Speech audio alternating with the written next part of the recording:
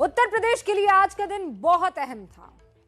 आज प्रधानमंत्री नरेंद्र मोदी और साथ में बीजेपी उस पूर्वांचल एक्सप्रेसवे का उद्घाटन करने के लिए नजर आई जो पिछले कई दिनों से नेशनल पॉलिटिक्स में चर्चा का विषय बना हुआ है। किसने इसे शुरू किया, किसने डीपीआर बनवाया, किसने जमीन अधिग्रहण किया, किसने इसका काम कराया, इसे लेकर योगी आदित्यनाथ और अखिलेश यादव अपनी अपनी बातें रख रहे हैं। लेकिन इस सियासी जंग के बीच आज पूरे देश ने देखा कि पीएम मोदी सुल्तानपुर पहुंचे, भारी भरकम विमान हरक्यूलिस C-130 से उतरे और उसके बाद उन्होंने यूपी की जनता को इस पूर्वांचल एक्सप्रेस की सौगात दी। इस दौरान वहां पर शानदार एयर शो भी हुआ। मास्टर स्ट्रोक की कवर स्टोरी में आज हम आपके सामने मोदी के इस मेगा शो की तमाम तस्वीरें रखने जा रहे हैं। लेकिन इसी के साथ हम आपको बीजेपी का वो 2024 वाला प्लान भी बताएंगे जिसमें एक्सप्रेसवे वाली रणनीति अहम है। बीजेपी ने तय किया है कि 2022 में तो वो अपनी स्ट्रैटेजी का ट्रेलर दिखाएगी, 2024 में इसकी पूरी पिक्चर सामने आएगी। लखनऊ का रास्ता जिस पूर्वांचल से होकर जाता है, उसी पूर्वांचल के आसमान में आज एक नहीं कई फाइटर्स अपना दम दिखा रहे थे।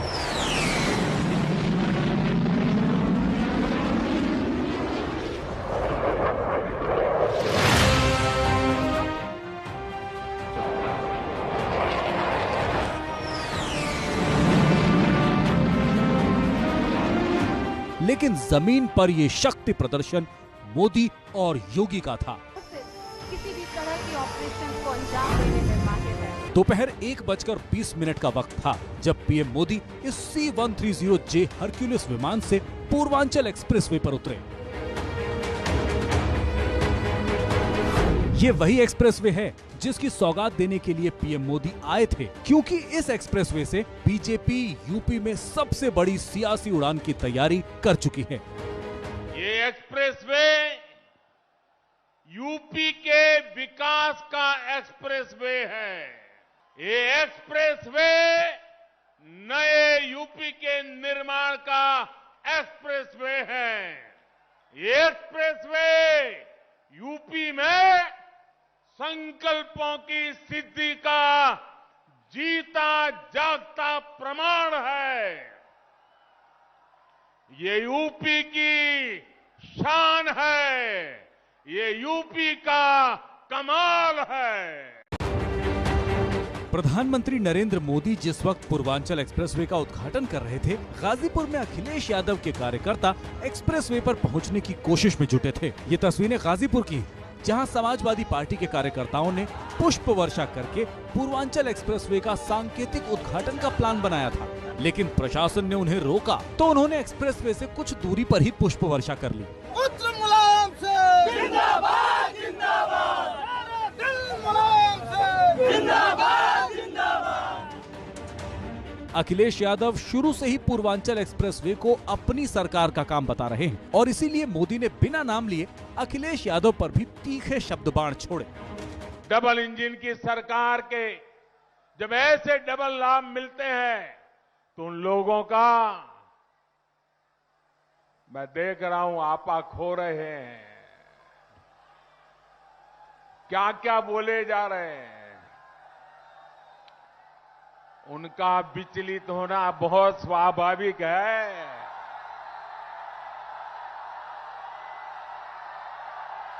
जो अपने समय में असफल रहे वो योगी जी की सफलता भी नहीं देख पा रहे हैं। जो सफलता देख नहीं पा रहे हैं वो सफलता पचा कैसे पाएंगे। मोदी को इस बात का पूरा एहसास है कि पूर्वांचल ही वो इलाका है जो बीजेपी को एक बार फिर यूपी की सत्ता दिलाएगा और यूपी में इस बार जो तस्वीरें नजर आ रही हैं उससे साफ है कि चुनाव में बीजेपी और समाजवादी पार्टी में कड़ा मुकाबला होना है। इसीलिए पीएम मोदी ने अखिलेश यादव के इर्द गिर्द शब्दों का चक्रव्यूह रच दिया। 7-8 साल पहले जो स्थिति थी उसे देखकर मुझे हैरानी होती थी कि आखिर यूपी को कुछ लोग किस बात की सजा दे रहे हैं? मुझे बहुत पीड़ा है कि तब यूपी में जो सरकार थी उसने मेरा साथ नहीं दिया। सार्वजनिक रूप से मेरे बगल में खड़े रहने में भी उनको पता नहीं वोट बैंक नाराज होने का डर लगता था। मैं एमपी के रूप में आता था तो हवाई अड्डे पर स्वागत करके पता नहीं खो जाते थे। उनको इतनी शर्म आती थी क्योंकि काम का हिसाब देने के लिए उनके पास कुछ था ही नहीं। प्रधानमंत्री नरेंद्र मोदी जहां एक तरफ विरोधियों पर तीखे हमले कर रहे थे, तो वहीं वो पूर्वांचल एक्सप्रेसवे के साथ साथ उन तमाम एक्सप्रेसवेज का भी जिक्र कर रहे थे जो आने वाले वक्त में यूपी की तस्वीर बदलने जा रहे हैं। मुझे अंदाजा नहीं है कि मीडिया के जो साथी यहां है उनका ध्यान इस ओर गया है कि नहीं कि आज यूपी में जिन नए एक्सप्रेस वे पर काम हो रहा है वो किस तरह शहरों को जोड़ने वाले हैं। करीब 300 किलोमीटर का बुंदेलखंड एक्सप्रेसवे किन शहरों को जोड़ेगा? चित्रकूट, बांदा हमीरपुर, महोबा, जालौन, औरैया और इटावा। 90 किलोमीटर का गोरखपुर लिंक एक्सप्रेसवे कितने शहरों को जोड़ेगा? गोरखपुर, आंबेडकर नगर, संत कबीर नगर और आजमगढ़। करीब 600 किलोमीटर का गंगा एक्सप्रेसवे किन शहरों को जोड़ेगा? मेरठ, हापुड़, बुलंदशहर, अमरोहा, संभल, बदायूं, शाहजहांपुर, हरदोई, उन्नाव, रायबरेली, प्रतापगढ़ और प्रयागराज। कुल 594 किलोमीटर के जो ये कनेक्शन है उसका जिक्र अभी प्रधानमंत्री नरेंद्र मोदी कर रहे थे। आज पूर्वांचल एक्सप्रेसवे के अलावा जिन एक्सप्रेसवे की बात की, बहुत जल्द वो तमाम एक्सप्रेसवे यूपी को मिल जाएंगे या मिलने वाले हैं। यूपी की योगी सरकार आने वाले वक्त में ऐसे कई एक्सप्रेसवे की सौगात देने जा रही है जिसके बाद यूपी को एक्सप्रेसवे वाला प्रदेश आप कह पाएंगे। पूर्वांचल एक्सप्रेसवे का उद्घाटन आज हो गया। बुंदेलखंड एक्सप्रेसवे के बारे में सीएम योगी पहले ही कह चुके हैं कि अगले महीने बनकर वो तैयार हो जाएगा। चित्रकूट से इटावा को ये जो एक्सप्रेसवे है बुंदेलखंड वाला वो जोड़ने वाला है। गोरखपुर लिंक एक्सप्रेसवे गोरखपुर से आजमगढ़ के बीच ये बनना है, इसे लेकर युद्ध स्तर पर काम चल रहा है। गंगा एक्सप्रेसवे, इसका भी जल्द शिलान्यास होना है। ये मेरठ से प्रयागराज को जोड़ेगा। आपको ग्राफिक्स के जरिए पता चल रहा होगा। इन चारों एक्सप्रेसवे के बनने के बाद यूपी की तस्वीर बदल जाएगी। और कैसे, अब वो आपको बताते हैं। आपको उस पूरी की पूरी माला के जरिए या उस जाल के जरिए समझाने की कोशिश करते हैं कि क्यों इसे एक्सप्रेसवे वाला प्रदेश कहा जाएगा। पश्चिमी उत्तर प्रदेश से लेकर पूर्वी उत्तर प्रदेश तक एक्सप्रेसवे से जुड़ जाएगा ये पूरा का पूरा इलाका जो है। एक्सप्रेसवे का एक नेटवर्क आप समझ लीजिए तैयार हो रहा है, जिसमें बहुत कुछ तैयार हो चुका है, काफी कुछ तैयार होना बाकी है। एक्सप्रेसवे का ये नेटवर्क तैयार होने के बाद दिल्ली, हरियाणा और उत्तराखंड से बिहार तक जाना, दिल्ली, हरियाणा और फिर उत्तराखंड से बिहार तक जाना बेहद आसान हो जाएगा। बिहार तक पहुंचने के लिए पूर्वांचल एक्सप्रेसवे की भूमिका अहम होगी। एक्सप्रेसवे का ये जो जाल बिछाया जा रहा है, इसमें बुंदेलखंड का जो हिस्सा है वो भी कवर होगा। बुंदेलखंड एक्सप्रेसवे की मदद से मध्य प्रदेश से आप जुड़ जाएंगे, आसान होगा। चित्रकूट से आगे सीधे आप मध्य प्रदेश में दाखिल हो जाएंगे। यूपी में हो रहे विकास कार्यों को देखकर मैं कह सकता हूं इस क्षेत्र का यूपी का भाग्य बदलना शुरू हो गया है और तेज गति से आगे बदलने वाला भी है।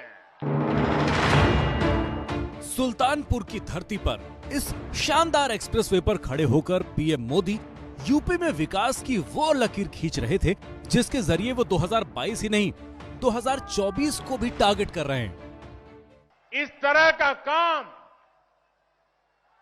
यूपी में आजादी के बाद पहली बार हो रहा है। पहली बार उत्तर प्रदेश की आकांक्षाओं के प्रतीक इन शहरों में आधुनिक कनेक्टिविटी को इतनी प्राथमिकता दी गई है। यूपी में बीजेपी के चुनावी अभियान की बागडोर अपने हाथ में ले चुके अमित शाह पहले ही कह चुके हैं कि 2022 में यूपी की जीत दिल्ली में 2024 की जीत के लिए जरूरी है और यही वजह है कि बीजेपी इस बात की पूरी तैयारी कर चुकी है कि 2024 के चुनाव में बीजेपी सरकार की तमाम उपलब्धियों में एक्सप्रेसवे को लेकर जनता के बीच जाना है।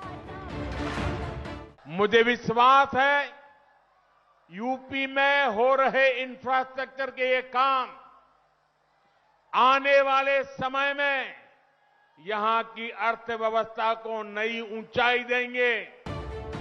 पूर्वांचल एक्सप्रेसवे के अलावा 2024 तक बीजेपी के पास गिनवाने के लिए बुंदेलखंड एक्सप्रेसवे और गोरखपुर लिंक एक्सप्रेसवे भी होंगे और उम्मीद ये की जा रही है कि गंगा एक्सप्रेसवे का काम भी तब तक शुरू हो चुका होगा। जाहिर है बीजेपी इन तमाम उपलब्धियों को लेकर 2024 की रणनीति भी बना रही है। जिस उत्तर प्रदेश में कुछ साल पहले तक खस्ता हाल सड़कें हुआ करती थी, उसी उत्तर प्रदेश में 2025 तक 1934 किलोमीटर लंबा एक्सप्रेसवे का नेटवर्क होगा। ये बात किसी से छिपी नहीं है कि शानदार सड़कें सिर्फ गाड़ी की रफ्तार नहीं बढ़ाती, इससे तरक्की की रफ्तार में भी कई गुना इजाफा हो जाता है। आंकड़े बताते हैं कि हाईवे देश की जीडीपी में 3% का योगदान करते हैं और करीब 1 करोड़ रोजगार देने की क्षमता रखते हैं।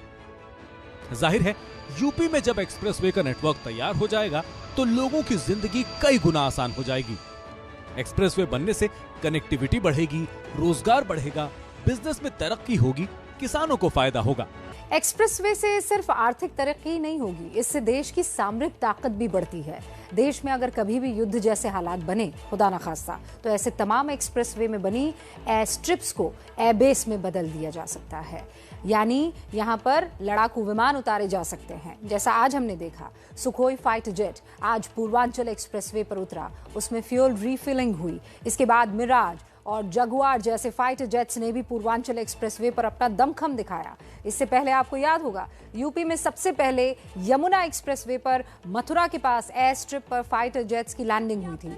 पिछले कुछ वक्त में चीन से जिस तरह लगातार चुनौतियां मिल रही है, उसके बाद एक्सप्रेसवे पर ऐसी एयर स्ट्रिप बनना वक्त की मांग है, दरकार है। मोदी सरकार देश की सैन्य ताकत को बढ़ाने में लगातार काम कर रही है। कुछ ही दिनों के अंदर देश को अपना पहला स्वदेशी अटैक हेलीकॉप्टर भी मिलने जा रहा है, जिसे हम LCH कहते हैं। LCH का मतलब है लाइट कॉम्बैट हेलीकॉप्टर। 19 नवंबर को रानी लक्ष्मीबाई के जन्म दिवस के मौके पर खुद प्रधानमंत्री नरेंद्र मोदी वायुसेना को LCH यानी लाइट कॉम्बैट हेलीकॉप्टर सौंपेंगे। ये जो हेलीकॉप्टर है वो देश की सुरक्षा के लिहाज से बहुत महत्वपूर्ण है, क्योंकि भारत ने भले ही पिछले कुछ वक्त में अपाचे जैसे एडवांस हेलीकॉप्टर्स खरीदे हों, लेकिन करगिल और सियाचिन की चोटियों पर अपाचे के लिए टेक ऑफ और लैंडिंग करना मुश्किल है। इस लाइट कॉम्बैट हेलीकॉप्टर की खासियत यही है कि बेहद हल्का होने की वजह से ये ऊंची चोटियों पर भी अपने मिशन को अंजाम दे सकता है।